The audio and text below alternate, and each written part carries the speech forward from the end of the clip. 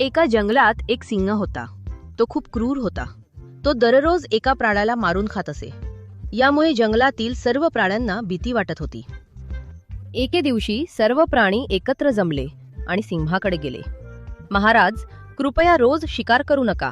आम्हीच रोज एक प्राणी तुमच्याकडे पाठवू, तुम्ही खा, अशी विनंती केली. सिंहानेही ठीक आहे म्हणून मान्य केले. असेच दिवस जात राहिले. एक दिवस एका सशाची पाळी आली. तो ससा खूप हुशार होता. तो हळूच जाऊन सिंहाच्या गुहेपाशी थांबला. सिंहाला राग आला. एवढा वेळ का लागला, असे गर्जना करत विचारले. सशाने घाबरल्यासारखे नाटक करत म्हटले, महाराज, वाटेत दुसरे एक सिंह आले आणि त्यांनी मला अडवले. ते म्हणाले की ते तुमच्याशी स्पर्धा करून तुम्हाला खाण्यासाठी आले आहेत आणि मला लढायला उडले. हे ऐकताच सिंहाचा राग अनावर झाला. तो सिंह कुठे आहे, त्याला घेऊन जा, असे विचारले.